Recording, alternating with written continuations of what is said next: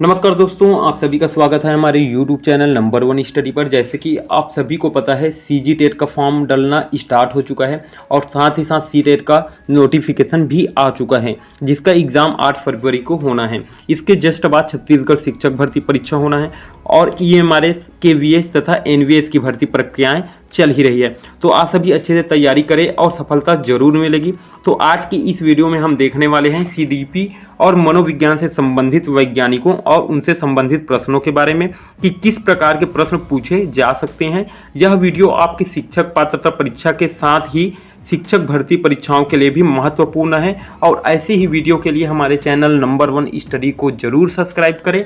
तो स्टार्ट करते हैं आज का वीडियो। सबसे पहले देखते हैं IP पावलोव के बारे में, जिसका पूरा नाम है इवान पेट्रोविच पावलोव। तस्वीर में आप देख सकते हैं, ये है इवान पेट्रोविच पावलोव। इनका जन्म हुआ था 14 सितंबर 1849 में रियाजन, रूस में। ठीक है, इनको पाचन तंत्र पर इनके काम के लिए 1904 में चिकित्सा के लिए नोबेल पुरस्कार से सम्मानित किया गया था। इनके द्वारा एक थ्योरी दिया गया था जो था शास्त्रीय अनुबंधन थ्योरी या फिर क्लासिकल कंडीशनिंग। ठीक है, जिनके लिए इन्हें जाना जाता है। जिस जीव पर प्रयोग किया गया था वह था कुत्ता। इनके द्वारा एक लिखित पुस्तक है कंडीशंस रिफ्लेक्सेस। एक बार और देख लेते हैं। IP पावलोव, इनका पूरा नाम है इवान पेट्रोविच पावलोव। जन्म कब हुआ था? तो 14 सितंबर 1849 में। ये एक रूसी वैज्ञानिक थे। साथ में इन्हें पाचन तंत्र पर इनके काम के लिए नोबेल पुरस्कार से सम्मानित किया गया था। कब किया गया था? 1904 में किया गया था। इनका एक सिद्धांत है शास्त्रीय अनुबंधन सिद्धांत, जिनके लिए इन्हें जाना जाता है। किस जीव पर इनके द्वारा प्रयोग किए गए थे? तो वे जीव थे कुत्ते। ठीक है, नेक्स्ट देख लेते हैं। इनके द्वारा जो सिद्धांत दिया गया था उसको कहा जाता है शास्त्रीय कंडीशनिंग या फिर शास्त्रीय अनुबंधन सिद्धांत या क्लासिकल कंडीशनिंग। याद रहेगा। इनके प्रयोग इस प्रकार हैं। इवान पेट्रोविच पावलोव जो है शास्त्रीय कंडीशनिंग के सिद्धांत के लिए सबसे ज़्यादा प्रसिद्ध है। कुत्तों पर प्रयोग करते हुए इन्होंने पाया कि भोजन से पहले बार बार घंटी बजाने पर कुत्ता घंटी को भोजन से जोड़ लेता है। क्या बोला गया है? कुत्ता जो है घंटी को भोजन से जोड़ लेता है और सिर्फ घंटी सुनकर भी लार छोड़ने लगता है। इसे उन्होंने कंडीशंस रिफ्लेक्सेस कहा। समझ में आ रहा है? क्या कहा गया है कि पावलोव जो है एक कुत्ते को खाना देने से पहले डेली क्या करता है? घंटी को बजाता है। कुछ दिनों में कुत्ते को ये लगने लग जाता है कि घंटी बजने के बाद खाना मिलेगा। ठीक है, पावलोव क्या करता है? केवल घंटी को बजा देता है, खाना नहीं देता है। फिर भी क्या होता है कि कुत्ते का लार बहने लगता है। इसे क्या कहा गया? Conditions reflexes.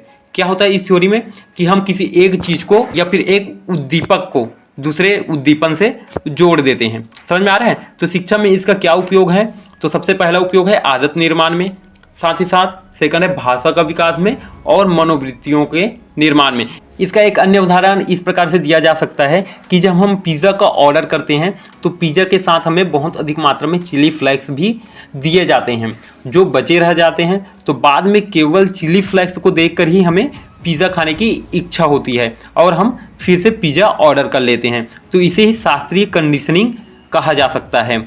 अगर इस थ्योरी को आप याद करना चाहते हैं तो आप इस प्रकार से भी याद कर सकते हैं, जैसे कि शास्त्री के पाँव पर कुत्ते ने काटा।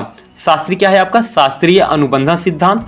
पाव क्या है आपका? पावलोव। कुत्ता क्या है? इनके द्वारा उपयोग किया गया जीव। ठीक है, तो कैसे याद करेंगे? शास्त्री के पाँव पर कुत्ते ने काटा। एक बार मेरे साथ दोहराइए, शास्त्री के पाँव पर कुत्ते ने काटा। शास्त्री क्या है आपका? शास्त्रीय अनुबंधन सिद्धांत। पाव क्या है? पावलोव। कुत्ते पर इनका प्रयोग किया गया था। अब इससे संबंधित कुछ प्रश्न देख लेते हैं, फिर नेक्स्ट वैज्ञानिक के बारे में जानेंगे। फर्स्ट क्वेश्चन है, पावलोव के द्वारा कौन सा सिद्धांत नहीं दिया गया था? पुनर्बलन का सिद्धांत, प्रयास और त्रुटि का सिद्धांत, निषेध का सिद्धांत, सहज पुनर्प्राप्ति का सिद्धांत। ऑप्शन बी आपका सही आंसर हो जाएगा, प्रयास और त्रुटि का सिद्धांत। नेक्स्ट प्रश्न है, कुत्तों पर प्रयोग संबंधित है। Option A Pavlov, B Thorndike, C Skinner, D अरस्तु। आंसर बताते चलेंगे। ऑप्शन ए राइट आंसर हो जाएगा, Pavlov.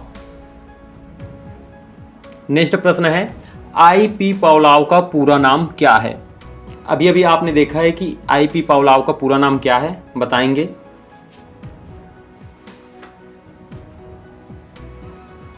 Option A Ivan Petrovich Pavlov. Next प्रश्न है, क्लासिकल कंडीशनिंग थ्योरी किसके द्वारा दिया गया था? ऑप्शन है पियाजे, थॉर्नडाइक, सी पावलोव, डी अरस्तू। आपका राइट आंसर हो जाएगा सी पावलोव। नेक्स्ट प्रश्न है, उद्दीपन अनुक्रिया का सिद्धांत किसने दिया है?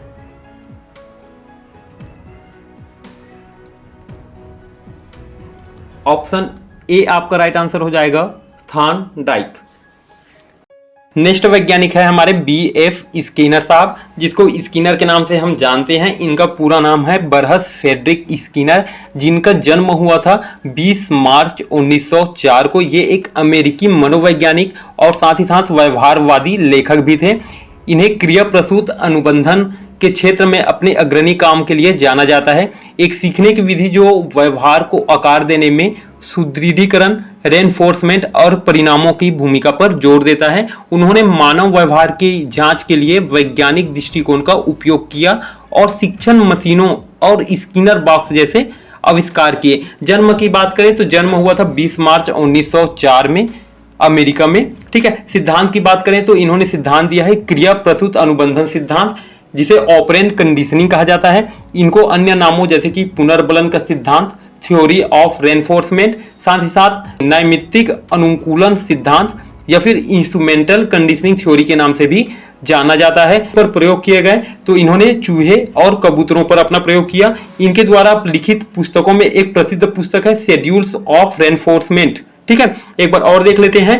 B.F. स्किनर, इनका पूरा नाम क्या है? बरहस फ्रेडरिक स्किनर। ठीक है, स्किनर कुछ ऐसे दिखते हैं, आप तस्वीर में देख सकते हैं ताकि आप लंबे समय तक याद रख सके। ठीक है, बरहस फ्रेडरिक स्किनर, जन्म कब हुआ था? 1904 में।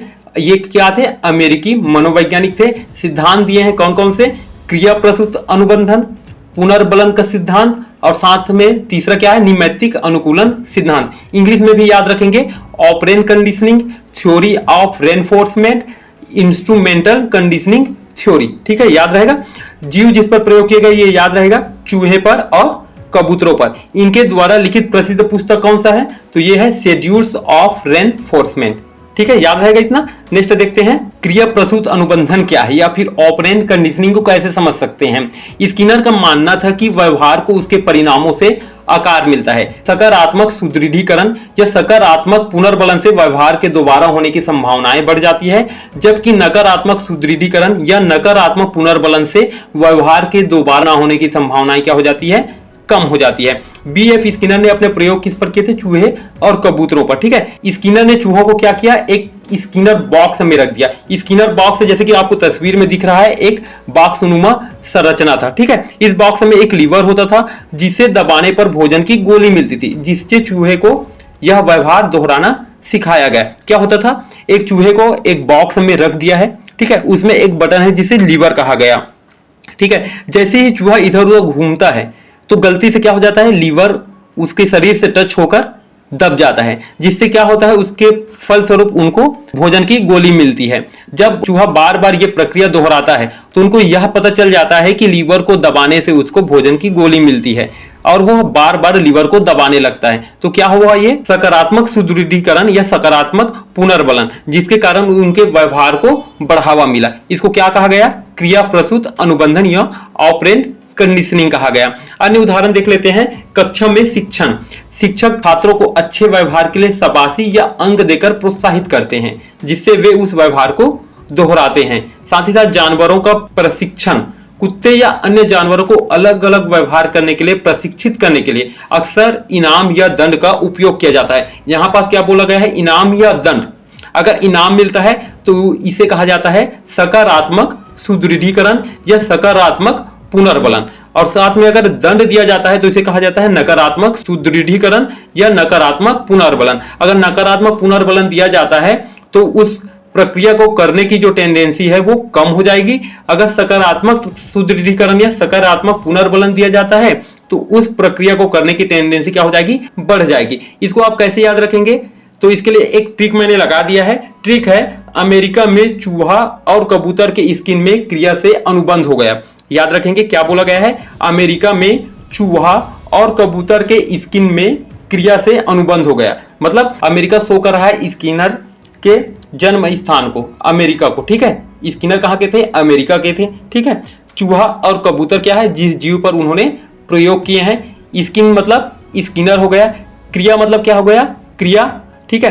क्रिया अनुबंध, क्रिया से अनुबंध मतलब क्रिया अनुबंधन थ्योरी, जो कौन दिया गया? आपका स्किनर ने दिया। इसको इस प्रकार से याद रख सकते हैं, अमेरिका में चूहा और कबूतर की स्किन में क्रिया से अनुबंध हो गया। याद रहेगा, इसको बार बार दोहराएंगे तो आपको याद हो जाएगा। दोहराइए मेरे साथ, अमेरिका में चूहा और कबूतर के स्किन में क्रिया से अनुबंध हो गया। अमेरिका में चूहा और कबूतर की स्किन में क्रिया से अनुबंध हो गया। याद रहेगा, एक बार और बोलेंगे, अमेरिका में चूहा और कबूतर की स्किन से अनुबंध हो गया। अब इससे संबंधित कुछ महत्वपूर्ण प्रश्न देख लेते हैं, फिर आगे देखेंगे। बीएफ स्किनर किस सिद्धांत से संबंधित थे? ऑप्शन है classical conditioning, B operant conditioning, cognitive theory, gestalt theory.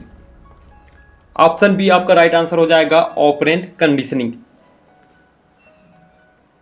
Second question है, स्किनर ने सीखने की प्रक्रिया को मुख्य रूप से किस पर आधारित माना? आंसर देते जाएंगे। वीडियो अगर स्पीड लग रहा हो तो पॉज कर लीजिए वीडियो। ऑप्शन सी आपका राइट आंसर हो जाएगा, रेनफोर्समेंट। क्वेश्चन 3 है, स्किनर द्वारा दिया गया प्रसिद्ध प्रयोग किस पशु पर आधारित है?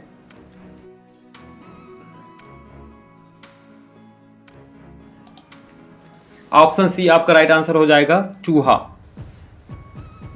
नेक्स्ट प्रश्न है, स्किनर बॉक्स का उपयोग किसके अध्ययन के लिए किया गया था?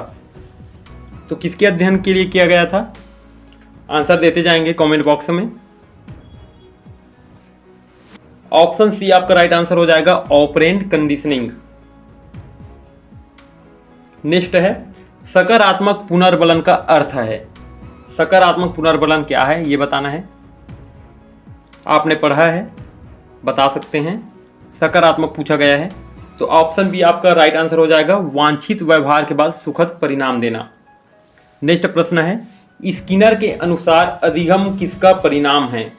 अधिगम किसका परिणाम है पूछा गया है। राइट आंसर हो जाएगा, व्यवहार में परिवर्तन। नेक्स्ट प्रश्न है, स्किनर किस मनोविज्ञान शाखा से जुड़े थे? इनका भी आंसर आप बता सकते हैं, पढ़े हैं, वीडियो पूरा देखे हैं तो। Option B behaviourism. नेक्स्ट प्रश्न है, आर सिद्धांत रिस्पॉन्स स्टिमुलस थ्योरी किसके द्वारा दिया गया था? मोस्ट आईएमपी क्वेश्चन है। Option B BF Skinner. अगर हमारा वीडियो आपको पसंद आया हो तो सकारात्मक पुनर्बलन दिखाते हुए वीडियो को लाइक और चैनल को सब्सक्राइब जरूर करें। किसी प्रकार की सुझाव के लिए कमेंट करें। धन्यवाद।